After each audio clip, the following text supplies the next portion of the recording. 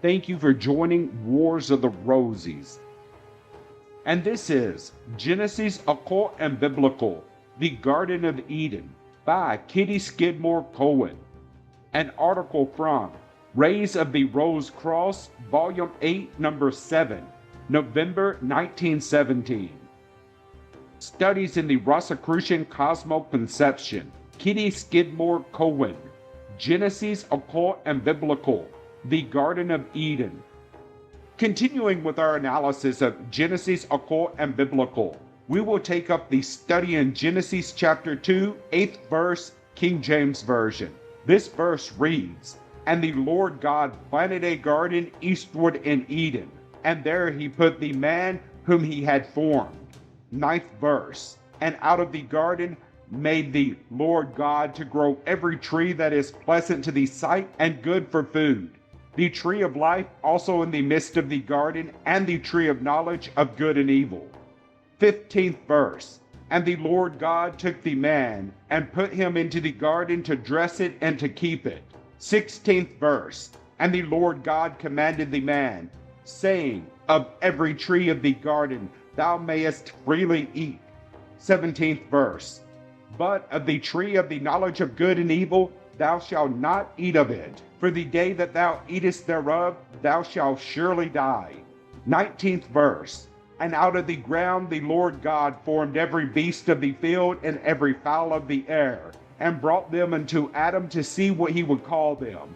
And whatsoever Adam called every living creature, that was the name thereof." This finishes the biblical record of man in the hermaphroditic stage. 18th verse, "And the Lord God said, It is not good that the man should be alone. I will make him an helpmate for him." 21st verse, "And the Lord God caused a deep sleep to fall upon Adam, and he slept. And he took one of his ribs and closed up the flesh inside thereof." 22nd verse, "And the rib which the Lord God had taken from man made he a woman, and brought her into the man." This is the biblical record of the separation of the sexes. Chapter 3, verse 1. "Now the serpent was more subtle than any beast of the field which the Lord God had made. And he said unto the woman, Yea, hath God said, Ye shall not eat of every tree of the garden."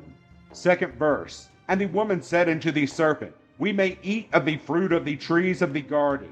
3rd verse, "But of the fruit of the tree which is in the midst of the garden, God hath said, Ye shall not eat of it, neither shall ye touch it, lest ye die." 4th verse, "And the serpent said unto the woman, Ye shall not surely die." 5th verse, "For God doeth know that in the day ye eat thereof, then your eyes shall be opened, and ye shall be as gods." Note the plurality of gods, knowing good and evil.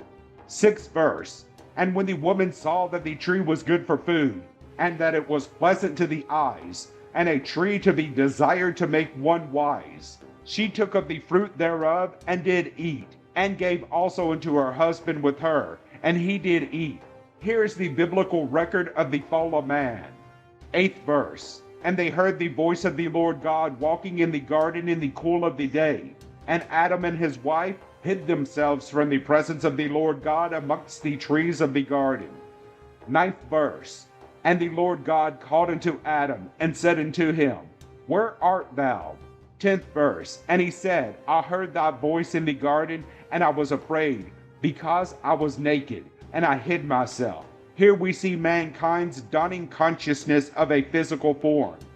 11th verse, "And he said, Who told thee that thou was naked? Hast thou eaten of the tree, whereof I commanded thee that thou should not eat?" 12th verse, "And the man said, The woman whom thou gavest to be with me, she gave me of the tree, and I did eat." 13th verse, "And the Lord God said unto the woman, What is this that thou hast done? And the woman said, The serpent beguiled me, and I did eat." 16th verse, "Unto the woman he said, I will greatly multiply thy sorrow and thy conception. In sorrow thou shalt bring forth a child." 17th verse, "And unto Adam he said, Cursed is the ground for thy sake. In sorrow shalt thou eat of it all the days of thy life." 18th verse, Thorns and thistles shall it bring forth to thee, and thou shalt eat the herbs of the field. 19th verse. In the sweat of thy face shalt thou eat bread, till thou return unto the ground, for out of it was thou taken, and unto dust thou shalt return. 22nd verse. And the Lord God said, Behold, the man is become as one of us. Here is a clear inference to the plurality of rulers, to know good and evil. And now, lest he put forth his hand and take also of the tree of life and eat and live forever. 23rd verse. Therefore the Lord God sent him forth from the Garden of Eden. 24th verse. So he drove out the man, and he placed at the east of the Garden of Eden cherubim, and a flaming sword, which turned every way, to keep the way to the tree of life. Man's banishment from the Garden of Eden, Lemuria, and the close of the Lemurian epoch.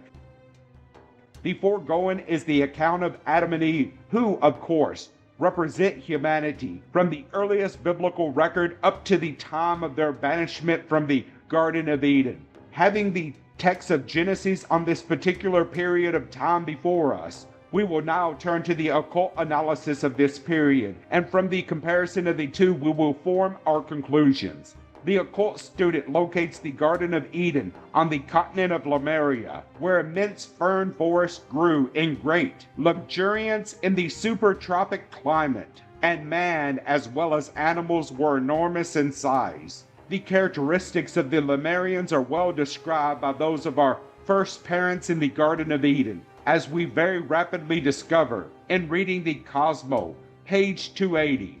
The Lemurian was a born magician. He felt himself a descendant of the gods, a spiritual being. Under the direction of the messengers of the gods, his forces were directed towards the molding of forms in the animal and the plant worlds. His line of advancement was by gaining not spiritual but material knowledge. The temples of initiation for the most advanced did not need to reveal to man his high origin, to educate him to perform feats of magic, to instruct him how to function in the desire world and the higher realms.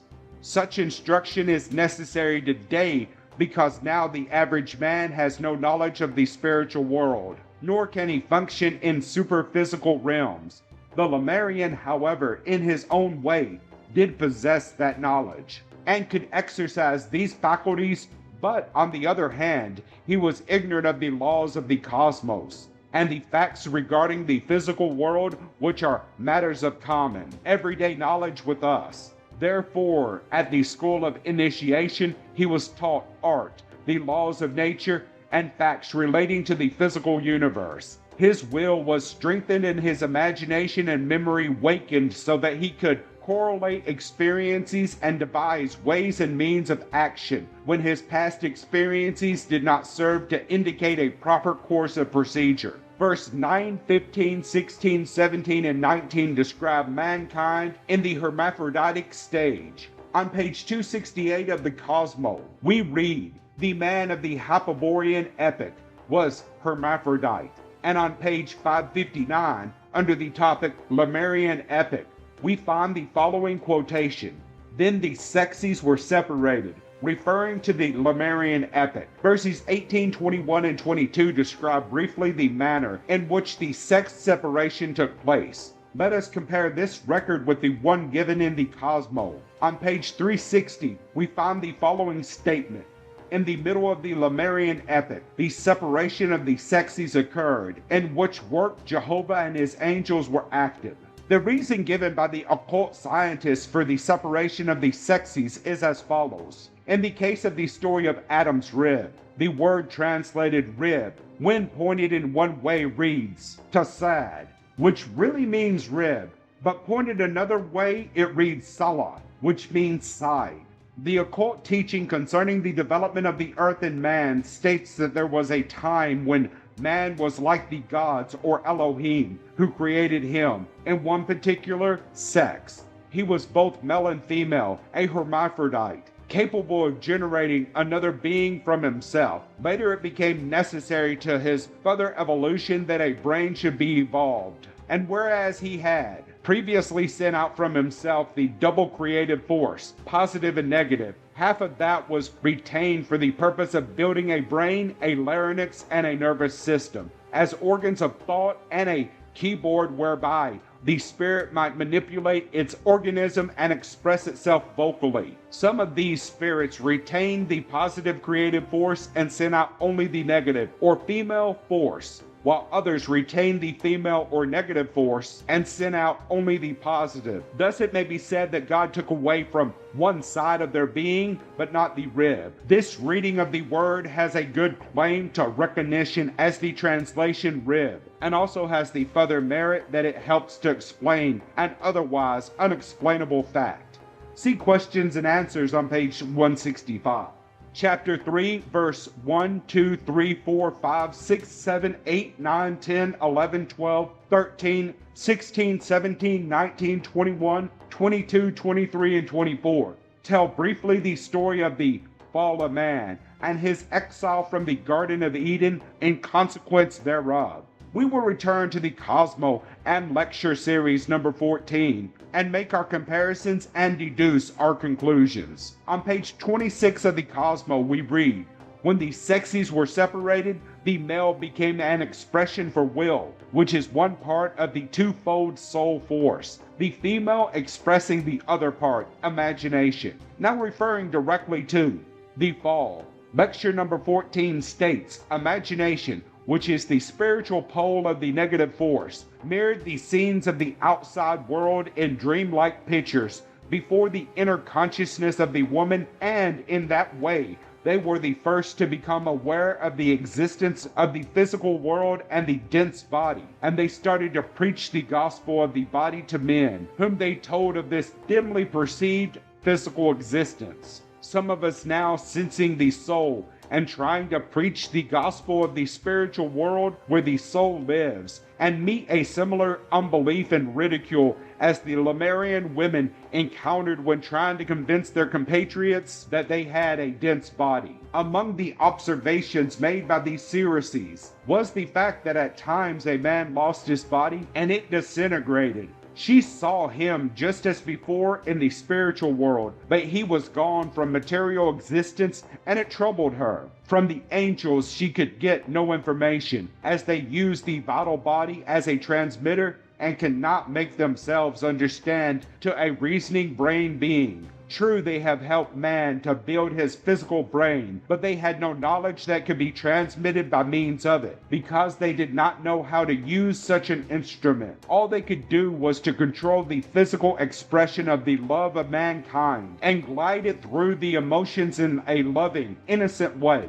And here it is, we first hear of Lucifer, the light bringer, who speaks to the woman and helped her to solve the riddle by showing her how, with help of the man, she may exercise the creative function independently of the angels, and in that way provide bodies when they have been lost, and in that way evade death. These spirits entered the spinal cord and the brain and spoke to the woman, whose imagination had been aroused by the training of the Lemurian race. As her consciousness was principally internal, a picture consciousness of them was received by her, and she saw them as serpents, for they had entered her brain by the serpentine spinal cord. Lucifer inquires if God had forbid them to eat of the trees, and is told that they have been forbidden to eat of the tree of knowledge of good and evil under penalty of death, that the tree of no ledge is a symbolical expression for the generative function is readily apparent when we remember how limited the consciousness of man was at that time.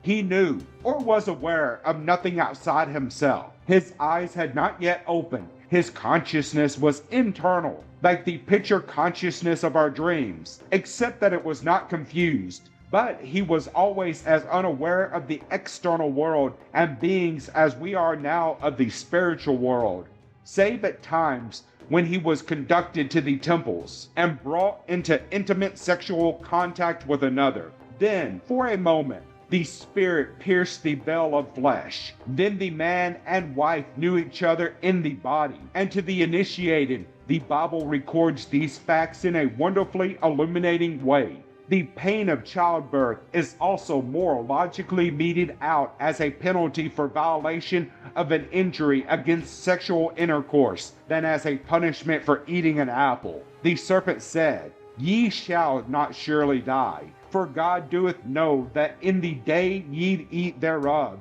your eyes shall be opened, and ye shall be as the gods, knowing good and evil. The latter was then unknown to man. Acting upon this advice, the woman secured the cooperation of the man, and by the power of will, they freed their desired bodies. That faculty was then much greater than now, for it is a law that each new faculty is also brought at the cost of weakening some previous power, as when the faculty of thought was brought at the price of half the creative force. Then the man's willpower was such that the anxiety of the God, lest man eat also of the tree of life and become immortal, was well founded. For he had secured possession of the secret of renewing the vital body, as well as the dense body. He would have been able to create a body and vitalize it forever. Then there would truly have been no death, but neither would there have been any evolution, as man did not then, and does not yet, know how to build a perfect body. That would have been the greatest calamity possible. Death is not a curse, but a friend. When it comes naturally, for it releases us from an environment we have outgrown, and from a body that ties us, in order that we may get a new chance in a new and better body to learn lessons. The untrammeled use of the sex function had the result of making man more and more conscious of his body. Their eyes were opened, and their attention focused more and more on the physical world, until by degrees they have forgotten the higher worlds altogether, and many have ceased to even believe that there is an immortal spirit in man. To them, the death of the body is of course a terrible thing, a dire calamity, despite all assertions, because they think it's annihilation. So, although the word of Lucifer was true, and a new body is provided, the word of the angel was truer still. For there was no sting in death until man lost consciousness of the higher worlds. As to the curse, in sorrow shalt thou bring forth thy children. It was no curse at all, but a simple statement of the effects that must inevitably result from the abuse or ignorant use of the creative function. While that was exercised under the wise guidance of the angels, at certain times of the year, when the cosmic lines of force running from planet to planet were propitious, parturition could be accomplished without pain. But man was and is ignorant of these factors. Hence he transgressed, and pain resulted. Thus the brain and vocal organ has been brought at the cost of half the creative force. Freedom from the rule of the angels and the power to initiate action, to choose good or evil, and consciousness of the material world are ours at the cost of sorrow, pain, and death. But all things work together for good in God's kingdom, the world. Even that which is evil is transmuted by the subtlest spiritual alchemy into stepping stones to a higher good than could have been achieved without it. Having been exiled from the Garden of Eden, the Etheric Region, or Lemuria, by learning to know the material world in consequence of repeated sexual abuse, which has focused his attention here, the increased use of the desired body hardened the dense body, and it began to require food and shelter. Thus man's ingenuity was taxed to provide for the body. Hunger and cold were whips of evil that called forth man's ingenuity. They forced him to think and act to provide for his necessities. Thus he is gradually learning wisdom. He provides for these contingencies before they come, because the pangs of hunger and cold have taught him to guard himself. And thus wisdom is crystallized pain. Summary: Genesis 2nd chapter verses 8 to 19, inclusive, illuminated by the light or occult reasoning, gives us a brief but fairly clear account of the evolution of man from the beginning of the Earth period down to the middle of the Lemurian epoch. True, it does not go into detail as to how man perpetuated his species, but that information is furnished to the illumined mind in chapter 1, where the Elohim, who was double-sexed, as the word clearly indicates, said, "Let us make man in our image." Man, being double-sexed, had of course the power of propagation within himself. The remainder of chapter 2 is devoted to the subject of the separation of the sexes.